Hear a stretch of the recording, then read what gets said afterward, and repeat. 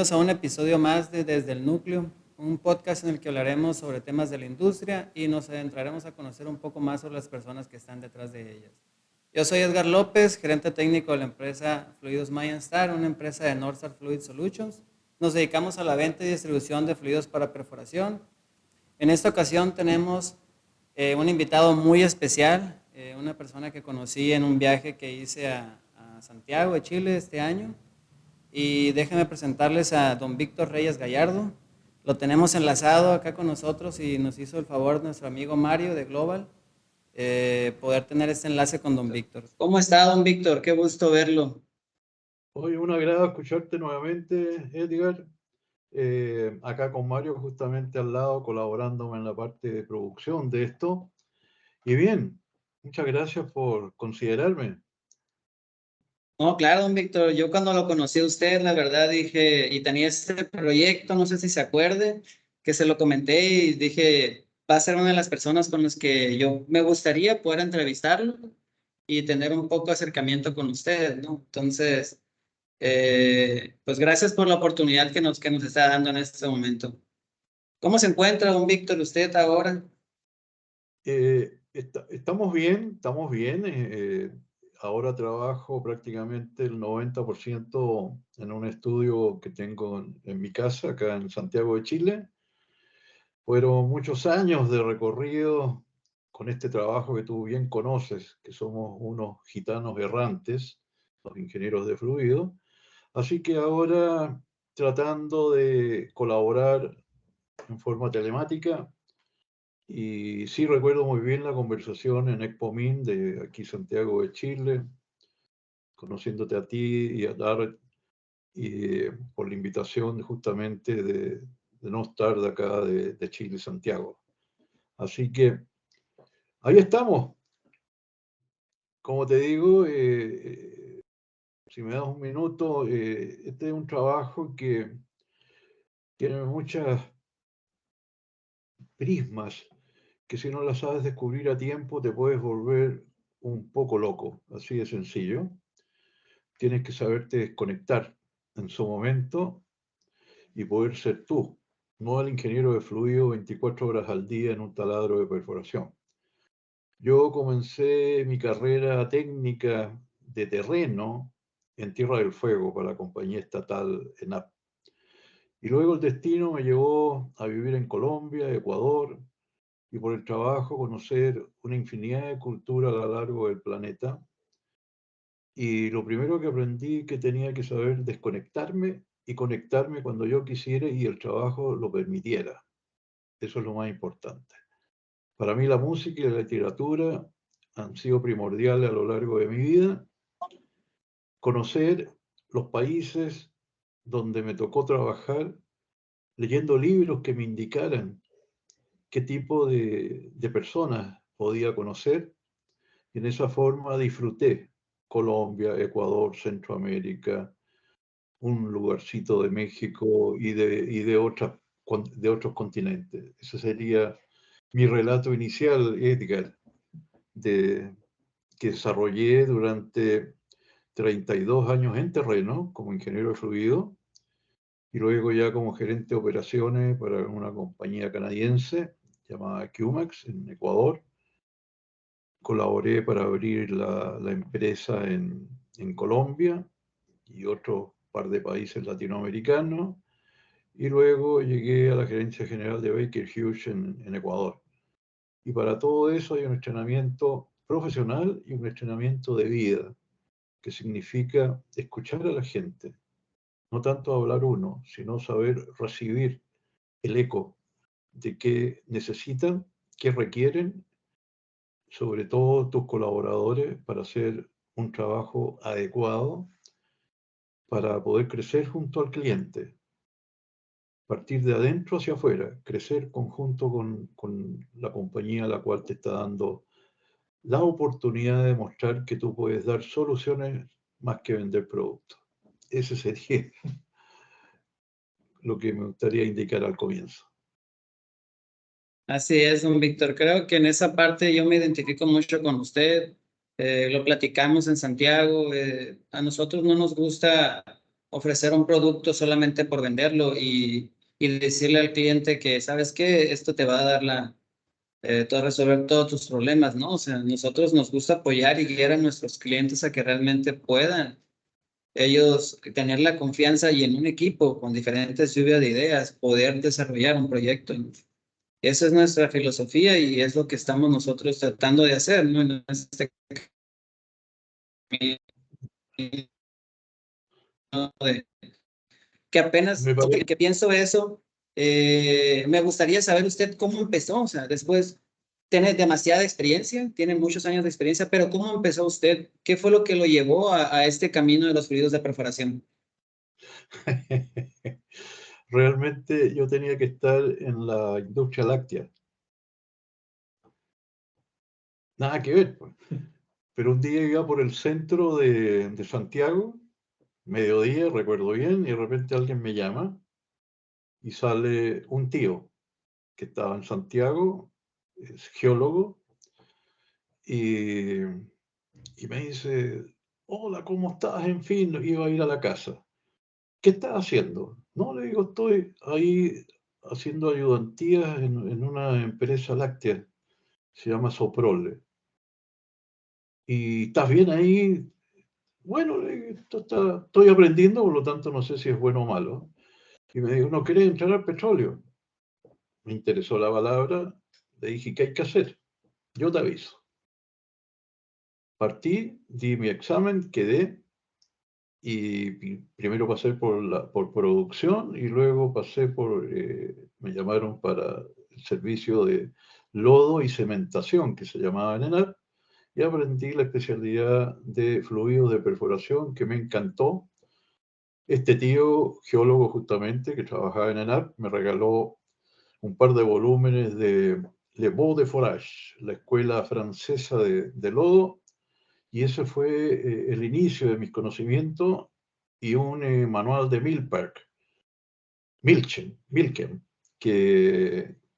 con el que aprendía todo el mundo fluido y un par de buenos profesores que eran los jefes, que realmente no eran jefes, eran entrenadores de personas para que pudieran rendir esta nueva especialidad y esa escuela me quedó cuando estuve en el exterior, de poder transmitir sin egoísmo lo que yo iba aprendiendo a lo largo del territorio. De Chile pasé a Colombia, contratado por Colombia Mod, que representaba Macovert Suaco Security. Hice unos cursos en Houston y luego hice un año sabático, el 89, por 2 años, donde fui a conocer Europa y otros países, un viaje hermoso en tren. Llegué, hice una vuelta hasta Grecia. La historia es lo otro que me apasiona a mí, así que fue importante. Bueno, ya indiqué cómo llegué, cómo fui desarrollando, pero lo principal era el estudio y descubrir que esta nueva especialidad era un reto, metro a metro.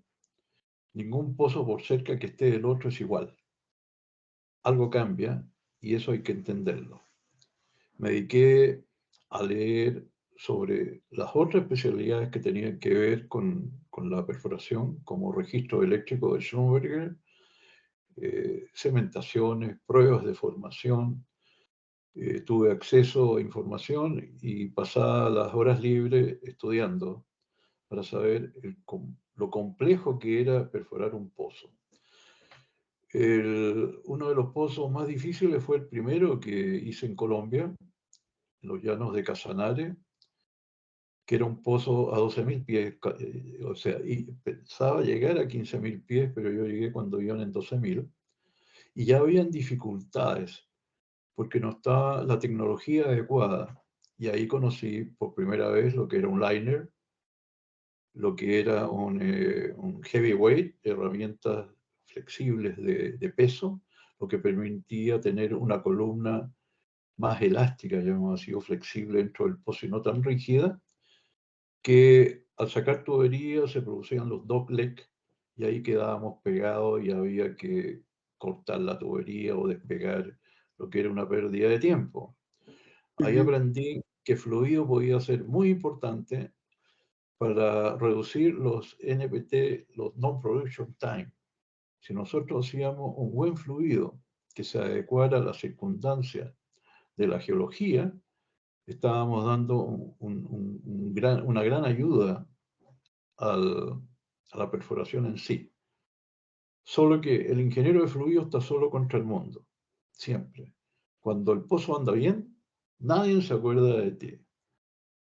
Y cuando hay un problema, todos los ojos están mirándote.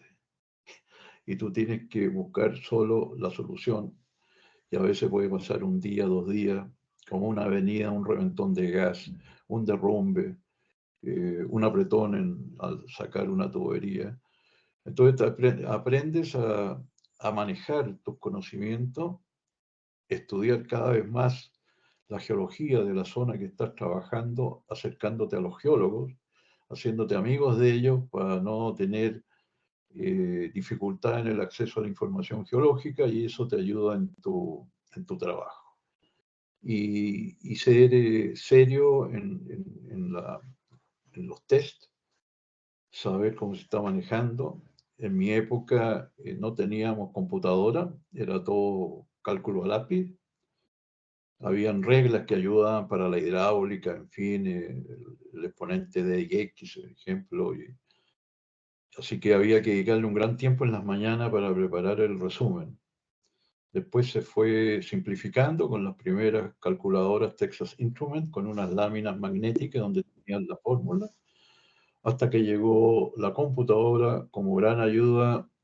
Comenzó antes de los 90, pero realmente fue parte de tu equipo de laboratorio, llamémoslo así, a partir del año 91. Ya la computadora entró de fuerte y realmente mejoraron los tiempos de respuesta que uno podía tener. Sí, de hecho es una gran herramienta, ¿no? Y ahorita pues ya hay otras herramientas que también tenemos para apoyarnos en demasiadas cosas, ¿no? Ya la tecnología realmente nos alcanzó. Ahora estamos viviendo en el futuro que pensábamos que era el futuro, ¿no? Ahora sí, el futuro que viene, quién sabe quién lo vaya a conocer. Sí, es correcto. El conocer también los fluidos de perforación, los químicos que utilizas, es importante. No lo descubrí temprano, me costó un poquito, ya que nosotros teníamos solamente acceso a la hoja de seguridad y a la hoja técnica. Y la hoja técnica te dice, hay que agregar esto para esto, pero no cómo lo hace. Era muy difícil hasta, qué sé yo, mitad de los 90 obtener información más rígida. Yo de casualidad, mira, te voy a decir la fecha, el año 74 en Colombia, limpiando el ropero de operaciones, estaba lleno de papelería, y de repente encuentro una hoja, un boletín técnico de unas 6 páginas en castellano, Congreso de Veracruz 1962, así de sencillo. Y explicaba el estudio que se estaba haciendo sobre el impacto que tenía el pH al perforar ciertas arcillas. Y me hizo así resonar la cabeza y dije, aquí hay un detalle que hay que estudiar. Y con los pocos antecedentes y acceso que tenía uno a lo técnico, ese folleto, que creo que lo tengo por ahí pegado con cinta pegante transparente, porque fue como una Biblia que me abrió los ojos a dónde tenía que mirar yo en algún momento para mejorar la eficiencia y la calidad de soluciones de un fluido. Eso me sirvió como génesis, ¿entiendes? La importancia del pH, y tuve mucho cuidado siempre en trabajar con pH diferentes, incluso dentro de un pozo, de acuerdo a su litología, y me dio siempre buenos resultados. pH y alcalinidad los manejaba, pero al mínimo detalle, y eso me sirvió cuando fui gerente de Baker ya en los 2000 en Ecuador, y conseguí diferentes operadoras que tenía amigos, testigos, pedazos de núcleos, y hice un convenio con la Universidad Inoxial de Quito, con la Facultad de Metalurgia, y pedí si me podían hacer estudios de esos núcleos para saber los elementos que contenía, cantidad, porcentaje, en fin, y que yo a finales de año le daba práctica en terreno a 2 o 3 ingenieros o ingenieras que ellos quisieran. Y yo, teniendo amigos en la operadora, conseguía que estos ingenieros no solamente hicieran su tesis de grado en un momento copiando de un handbook o de un manual, que eso eran antes las tesis, sino que fueran a terreno, vieran cómo era la perforación, vieran lo que hacía el lodo, vieran lo que hacía el geólogo, el company man, por qué las decisiones. Por ahí tengo una copia. Y fueron las primeras tesis de grado de ingenieros que trabajaban luego en el petróleo, que tuvieron práctica de laboratorio y prácticas de terreno. Y eso fue por leer ese boletín de Congreso Petrolero de Veracruz 1962. Mira cómo es la historia. Sí.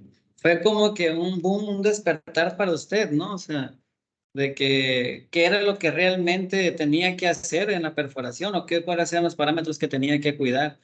Yo me acuerdo cuando empecé que estaba en entrenamiento el 2009, me tocó estar con un compañero, ojalá, espero, un saludo le mando a David León, un compañero que tuve yo en el petróleo, y él fue el que me dijo, aquí lo único que tienes que cuidar es el filtrado y la salinidad y el pH, nada hay más.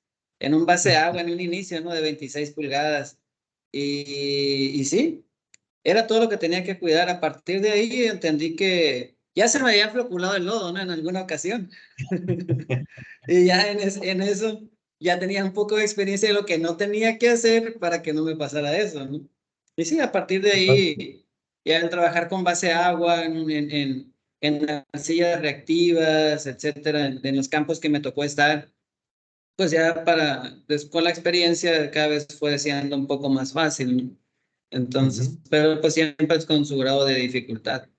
Así que sí, entiendo el punto de lo que nos quiere comentar, ¿no? Ujú. Eh, Me gustaría, don Víctor, que nos comentara nos platicara un poquito más sobre sus experiencias. O sea, ya ve que estoy platicando con usted allá y me contó sobre todos sus viajes, las empresas que le tocó abrir. ¿Cuándo estuvo en México usted? ¿Cuándo inició Pumax aquí?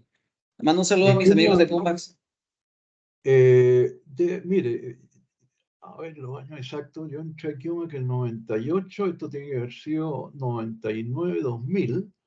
Llegó el jefe de perforación de Pemex del área de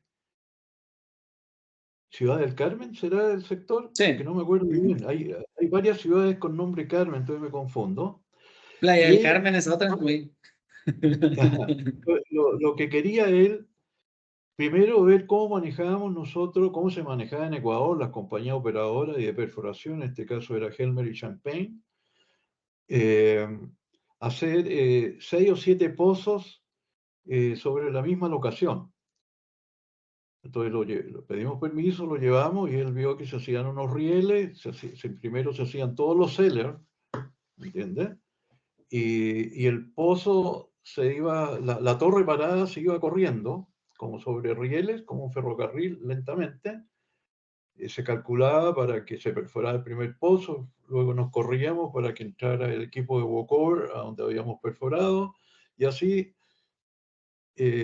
hacer menos daño, pues se trabajaba mucho lo direccional y horizontal luego, porque estábamos en un sitio muy especial que había que cuidar de la biosfera, que es la Amazonía.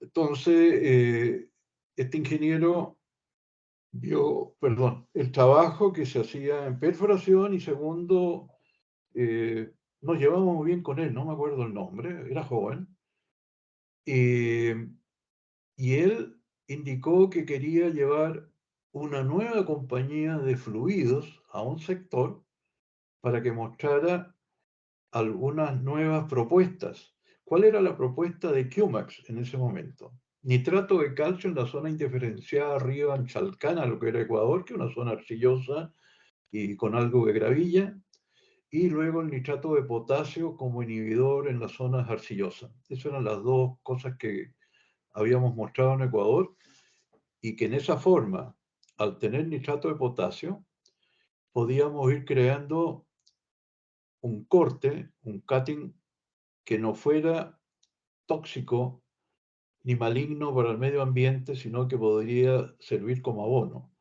La agricultura siempre busca el NPK. Nosotros teníamos nuestro fluido N y K, nos faltaba el fósforo.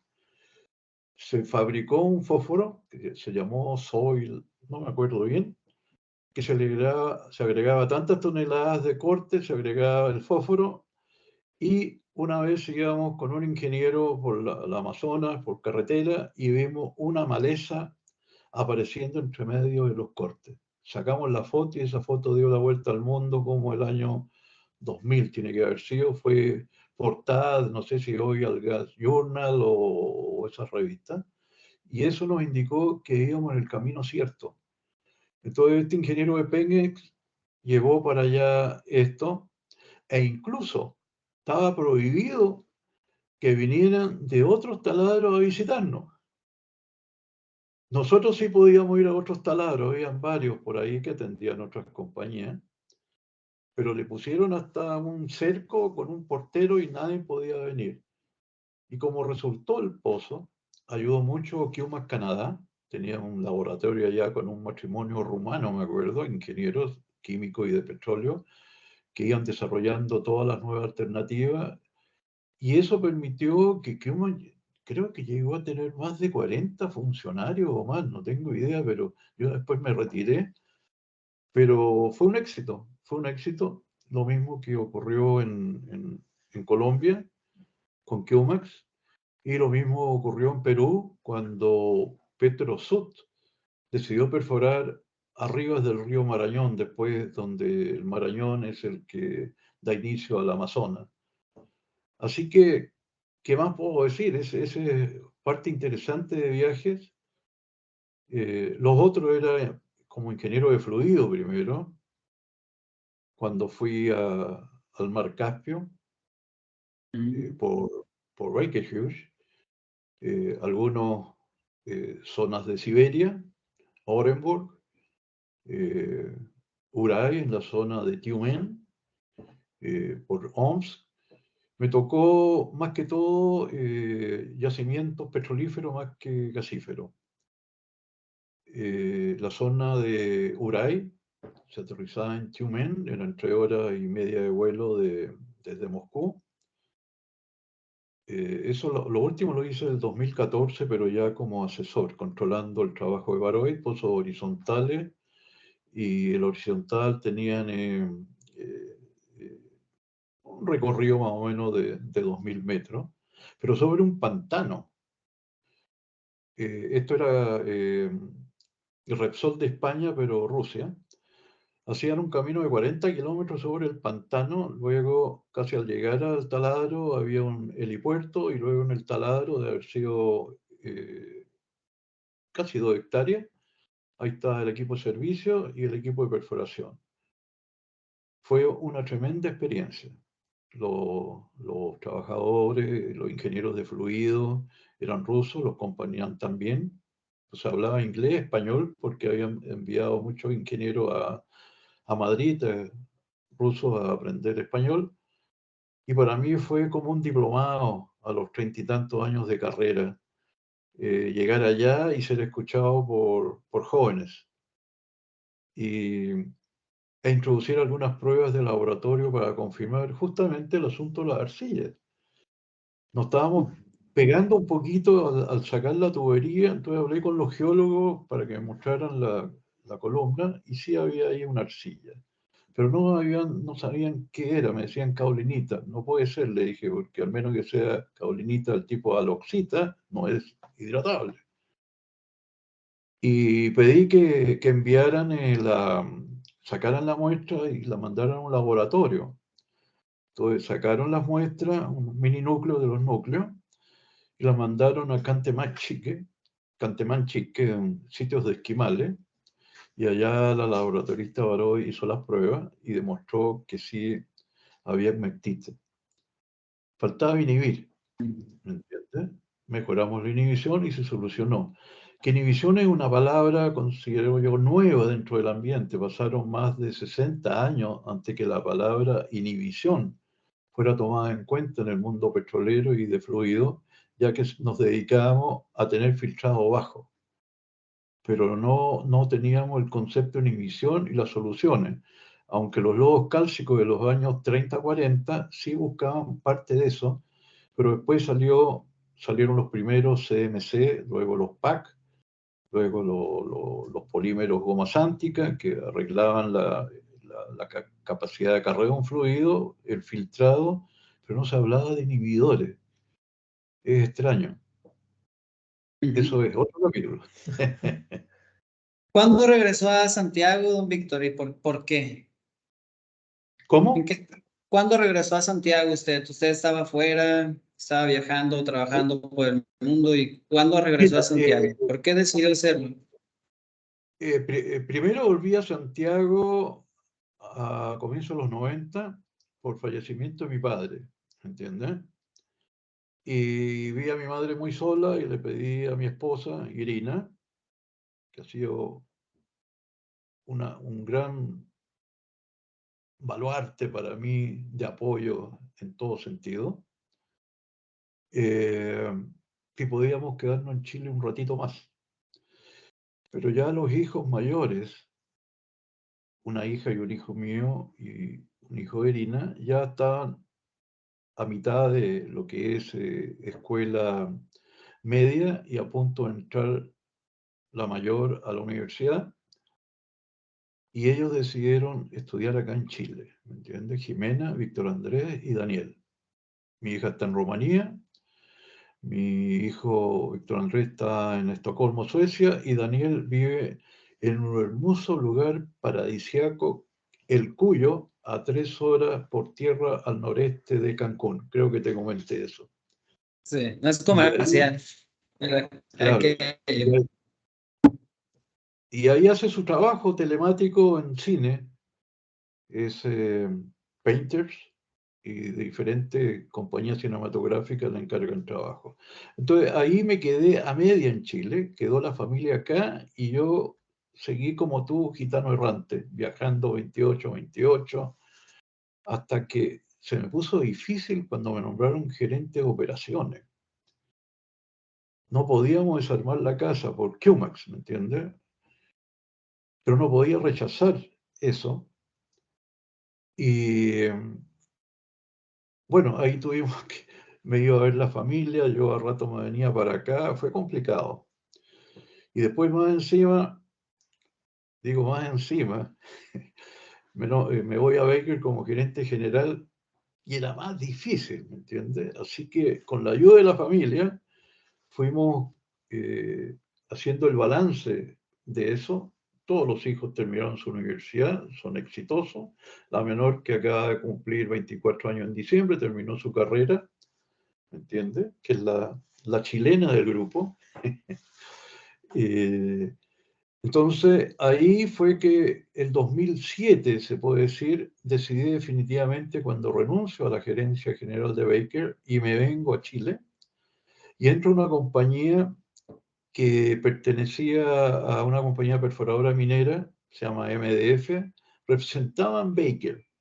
Por lo tanto, era muy fácil a mí llegar y asumir la tecnología y venderla.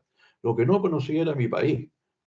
Para mí en su momento era más fácil traer un camión de allá de Anaco, Venezuela, y tener en Bogotá o en Quito el producto. Por traer varita de Perú, que es de las mejores, a Quito. Pero en Chile no sabía cómo llegar con mis productos a Punta Arenas y el proyecto geotérmico que descubrí en el Tatío se estaba perforando por el Green Power y a Pacheta. Fue mi gran dificultad saber cómo manejarme en mi país, ¿me entiendes? Pero con la ayuda de la gente de esa compañía, ahí conocí a Mario, ¿me entiendes? Y hasta el día de hoy seguimos unidos en lo laboral, llamémosle así, y en la amistad. Así que así ha sido el recorrido y no me aburro, como te digo, desgraciadamente me vine a casa, pero me tocaba seguir viajando. Nicaragua, El Salvador, Guatemala, el Caribe, Isla de San Daniels, Montserrat, Dominica, Uruguay. Ahora el año pasado hice un pozo en el Chaco de Paraguay, exploratorio geológico.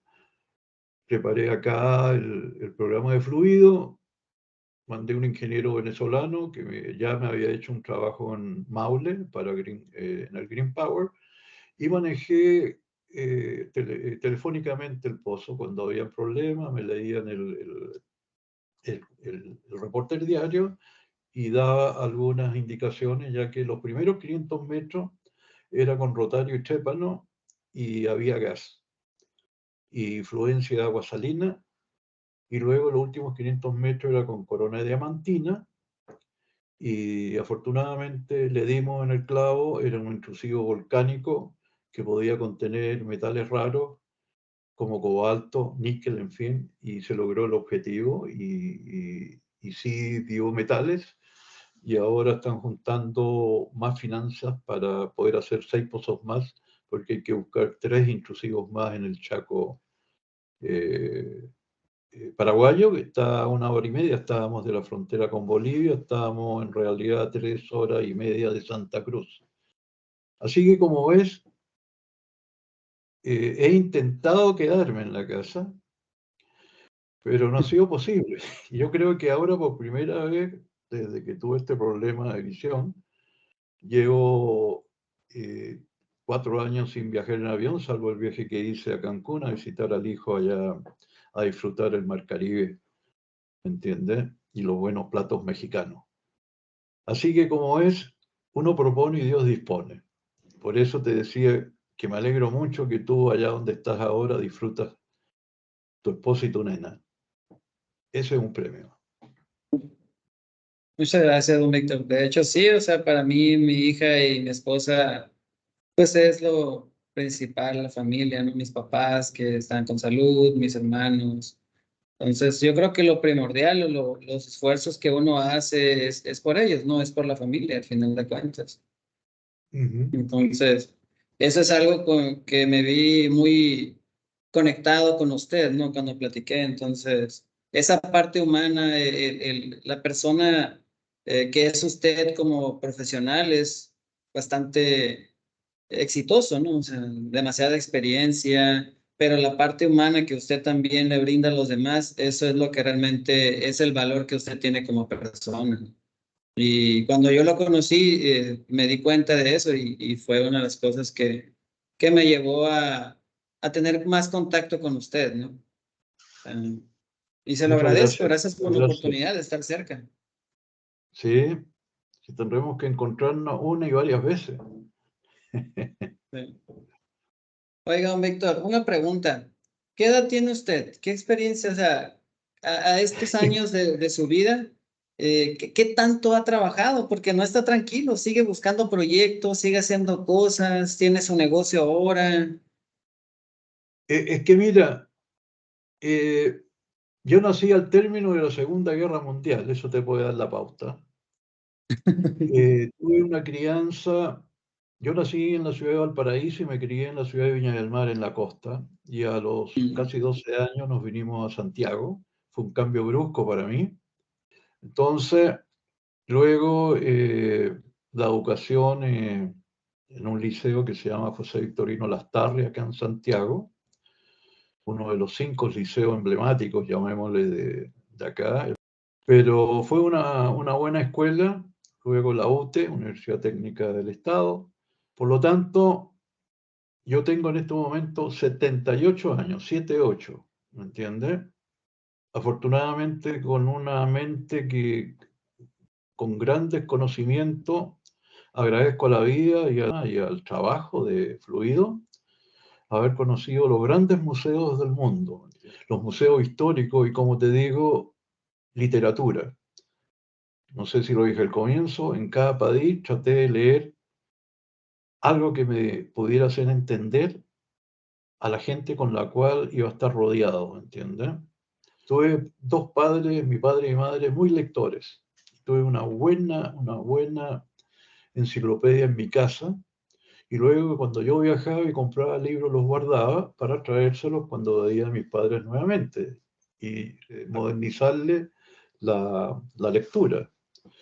Así que ese es parte de la vida de que me dio la ingeniería de fluido, conocer gente, poder disfrutar.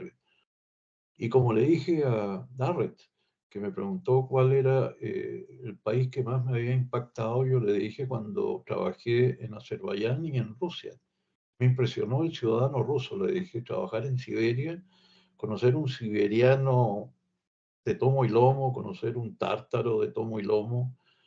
Y, y te cuento, no sé si te lo dije ese día en la feria, cuando estuve un turno de 45 días como ingeniero de Baker en Azerbaiyán, eran ingenieros azerbaiyano y ruso, y le conté a mi esposa cuando vine que por primera vez en mi vida, después de 25 años de experiencia en terreno, le dije, no sentí que alguien me quería clavar un cuchillo en la espalda. Y por eso mis mejores momentos, no digo que los otros fueron peores, sino los que me permitieron conocer un mundo nuevo de personas, fueron los momentos que trabajé en la ex República Soviética, en diferentes repúblicas, y por eso cuando el 2014 me llama Repsol y trabajé casi un año, yendo y viniendo, ya sea oficina o terreno, como supervisor, fue como un diplomado.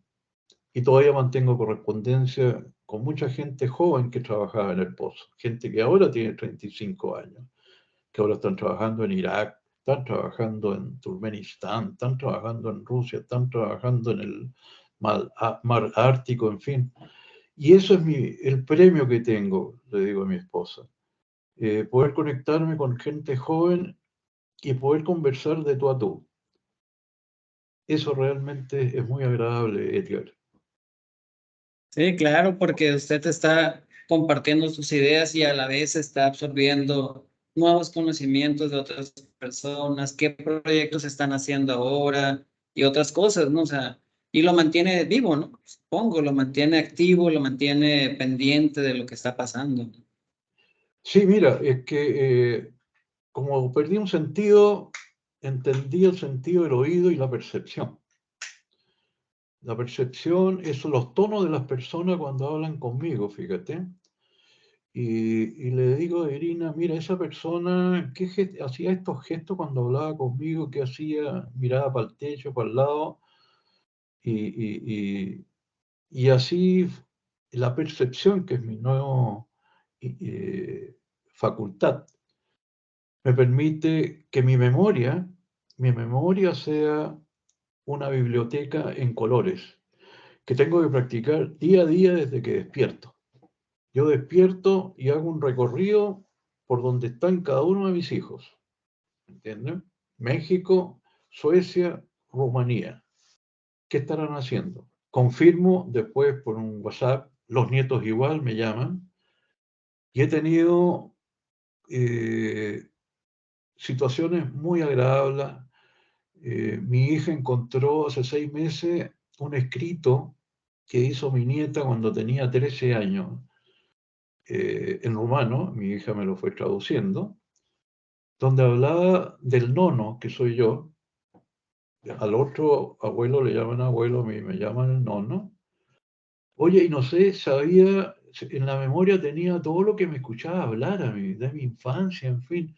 Fue impresionante, me corrieron un par de lagrimones. Cuando uno se pone más viejo se emociona mucho, ¿me entiendes? Ujú. Es parte de la vida. Y así que mi mente es el apoyo y tengo que mantenerla dinámica, ¿me entiendes? Me da rabia cuando a veces me falla algo, ¿me entiendes? Porque no quiero depender, pero no somos superhombres, que es lo que a veces la soberbia nos lleva a creer eso cuando somos jóvenes. Siempre nos dicen la juventud es corta y la vejez larga y no lo creemos hasta que somos viejos. Entonces, ahí entiendo una canción de Bob Dylan que escuché cuando tenía 18 años, que se llama Blow in the Wind, y que indica cuánto debe caminar el hombre para poder mirar atrás. Cuántos años debe crecer en una montaña para poder ver el mar. Y tú cuando tienes 18, interesante. Cuando tienes 40, interesante. Pero cuando tienes 70, chuta que es interesante, ¿me entiendes? Porque ese es un himno, lo que escribe Bob Dylan. La música para mí es importantísima. No sé tocar ni un instrumento, pero escucho música de la que venga. Una canción mexicana que siempre me emociona, La Llorona, ¿me entiendes? Hay una versión femenina espectacular, no le sé el nombre de la cantante. Carabina 30-30 de la época de Pancho Villa. Tuve un jefe, Brooke Fraser, gerente de Baker, donde el abuelo jugó dados con Pancho Villa y me contó una historia espectacular que eso merece un rico café con un tequila adentro del café, Edgar, el día que nos encontremos y te cuento esa historia que es impactante, fenomenal, humana. Así que creo que tengo una vida completa, no me puedo quejar, pero quiero seguir haciendo cosas. Eso es. Bueno, Víctor, una pregunta. ¿Cuál usted cree que haya sido su mayor logro? Haciendo remembranza toda su vida, ¿qué cree que haya sido su mayor logro? Mis hijas y mis hijos. Verlo en lo que están ahora, eh, logrando sus logros, sus deseos, donde me veo a veces reflejado en algunas cosas. Yo creo que la inmortalidad es eso, que te recuerden algún nieto por algún detalle que se habla de ese abuelo que existió en alguna vez, que fue de los primeros 4 hippies de Chile y que lo insultaban en la calle. Ese era yo. Pero cuando mi hija tiene un logro y pega al tiro el telefonazo al WhatsApp, papi, estoy haciendo eso.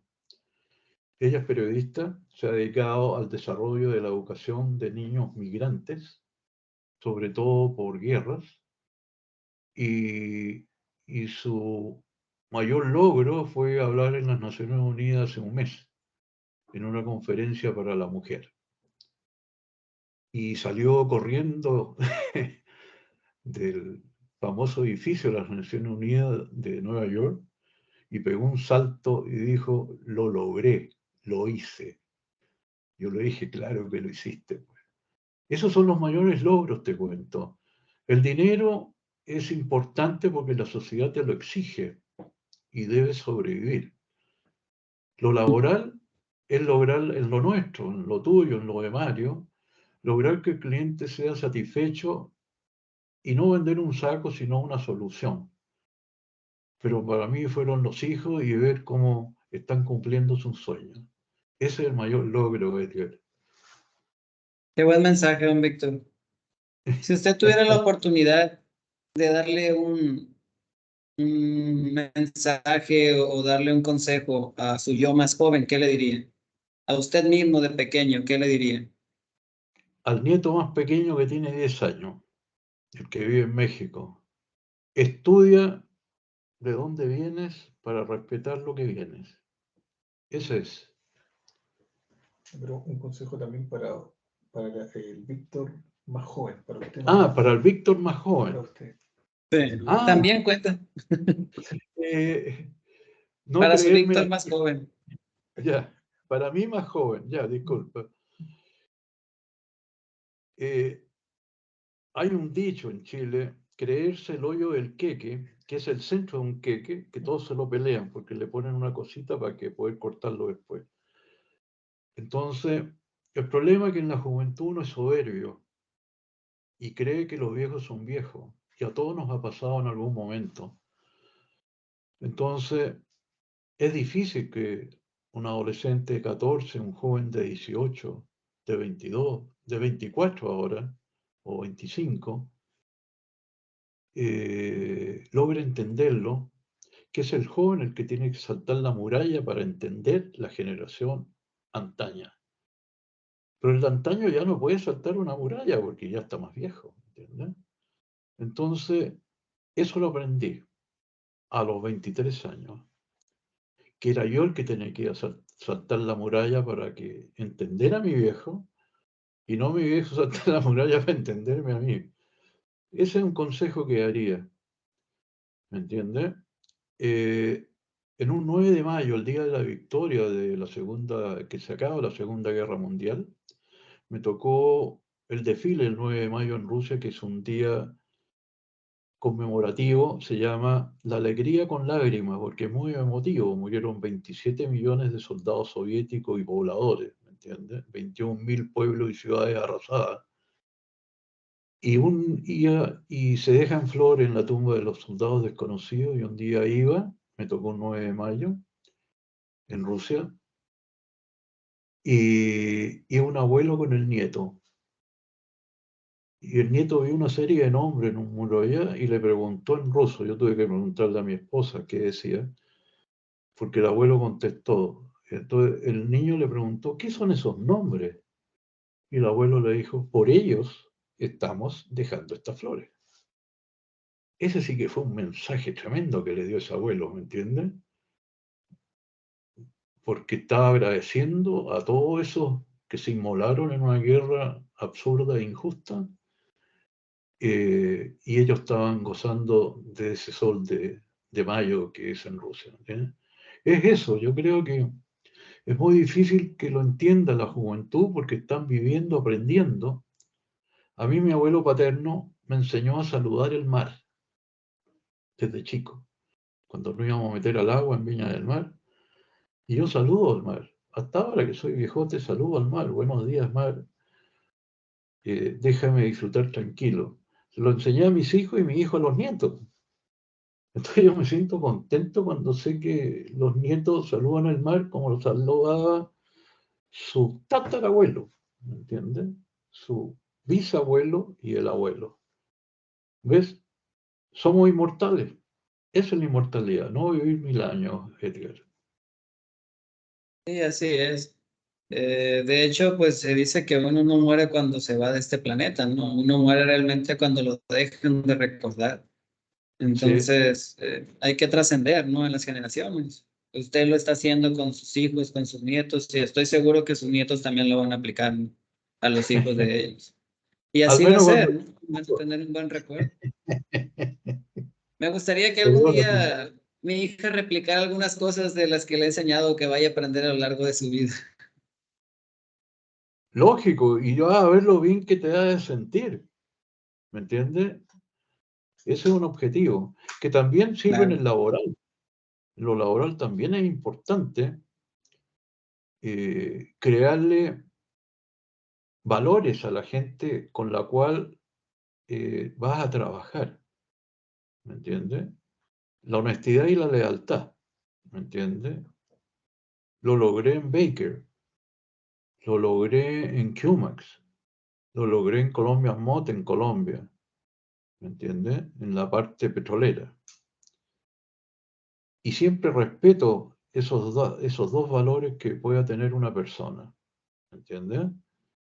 Por eso lo dije en la Expo, cuando me presentó Mario y yo presenté a Mario.